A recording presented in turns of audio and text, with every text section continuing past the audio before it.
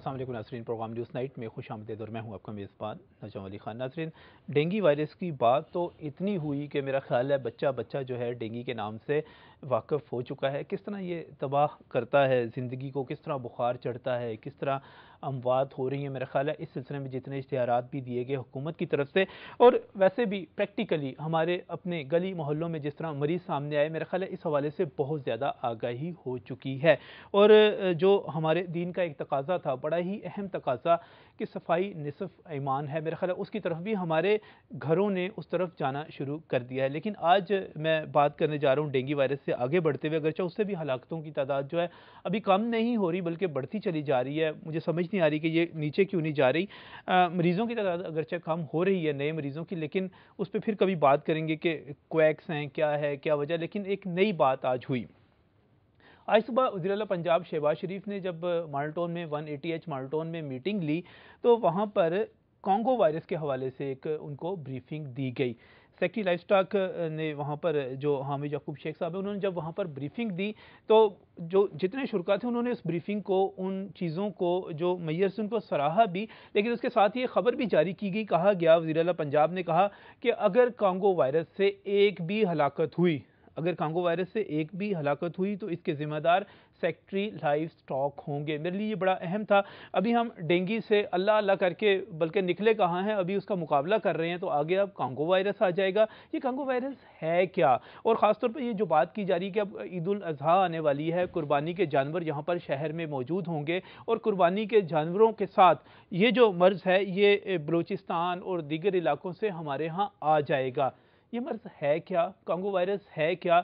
इससे होता क्या है? ये किस तरह फैल सकता है? इन तमाम चीज़ों पर बात करूँगा और ये भी जानूँगा कि जब वज़ीर आला पंजाब ये कह रहे हैं कि इसके ज़िम्मेदार अगर एक भी हलाकत हुई तो सेक्रेटरी लाइफ स्टॉक होंगे, तो सेक्रेटरी लाइफ स्टॉक क्या तैयारियां कर रहे हैं बचने के लिए? यहीं पर मेरे साथ मौजूद भी हैं हामिद याकूब शेख साहब, सेक्रेटरी लाइफ स्टॉक पंजाब। बहुत बहुत शुक्रिया हामिद साहब यहाँ पर तशरीफ़ लाने के लिए। यहीं पर मौजूद हैं डॉक्टर शाहिद मलिक साहब, जो कि जॉइंट सेक्रेटरी भी हैं PMA के और असिस्टेंट प्रोफेसर हैं जी इंस्टीट्यूट ऑफ पब्लिक हेल्थ में।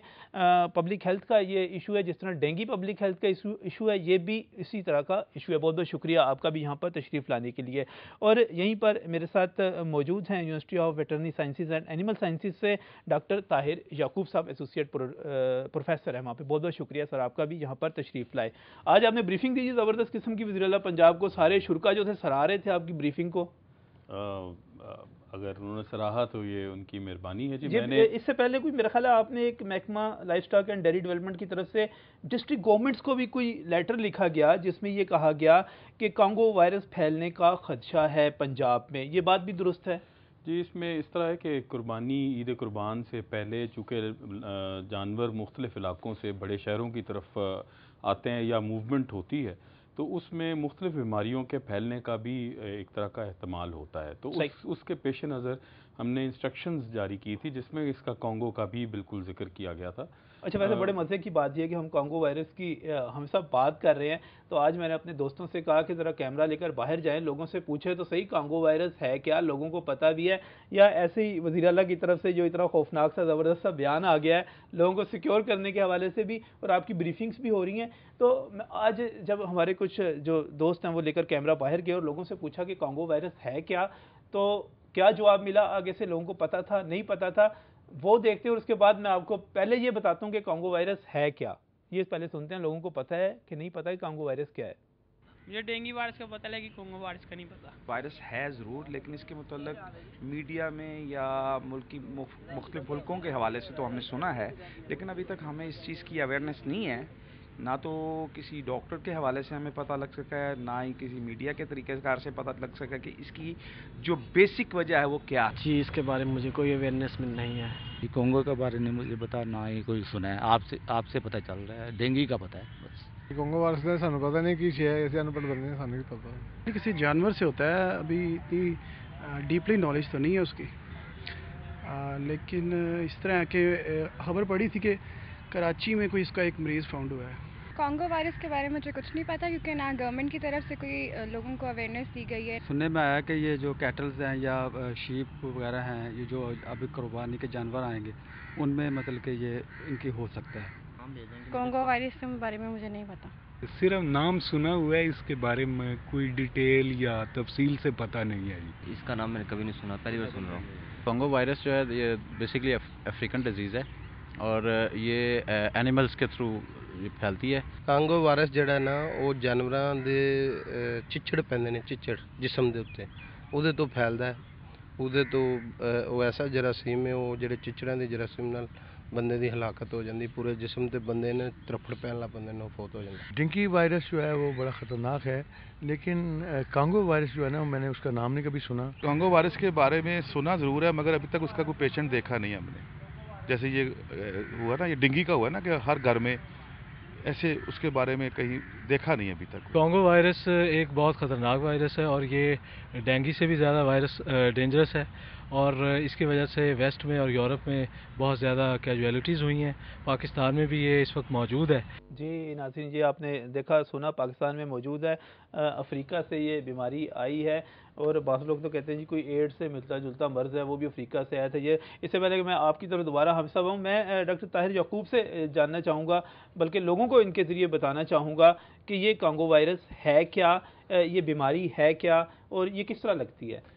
इसलिए अगर देखा जाए तो कांगो वायरस जो है इसका वायरल प्रॉब्लम है जो वायरस की वजह से होता है। ये वायरस जो है नेरो वायरस है, नेरो वायरस बिलोंग करता है, फैमिली है बनियमराइडी को जो इसको बिलोंग, और ये टिक बॉर्न जो है वायरस है, जैसे चिचड़ों से आगे फैलता है और जानवरों के ऊपर ये चिचड़ होते हैं जो आगे बंदे को ट्रांसमिट करते हैं।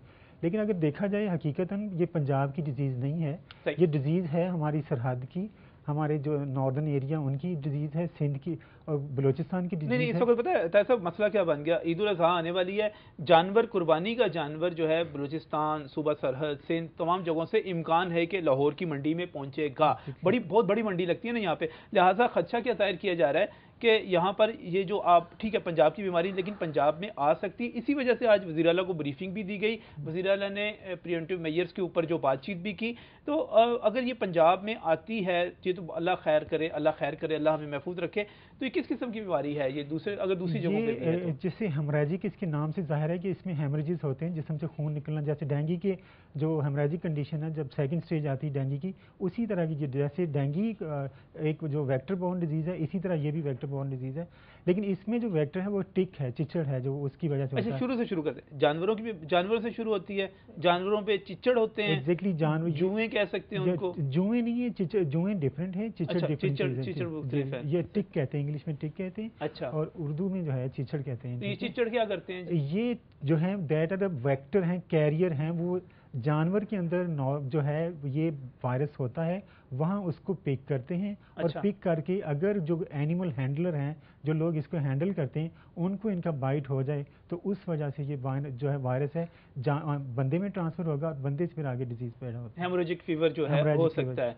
और ये जो जानवर जो हैं लोगों के घरों में चले जाएं, जैसे कुर्बानी के लिए अब हर घर में जानवर जाएंगे तो घरों में भी ये बीमारी जी घरों में भी फैलेंगे, बल्कि जो लोग गोश्त हैंडल करेंगे, जो इसका ब्लड को हैंडल करेंगे, देयर इज एवरी चांस कि डिजीज़ उनको भी हो जाए। हाँ बिल्कुल, लेकिन अभी तक लाहौर महफूज है। नाज़रीन, कोई डराने के लिए ये प्रोग्राम नहीं, सिर्फ आपको बताने के लिए कि आपने केयरफुल रहना है। किस तरह केयरफुल रहना और बीमारी पहले क्लियर कर लेते हैं। शाहिद मलिक साहब, ये फीवर ये किस किस्म का फीवर होता है और इसके असरात क्या होते हैं?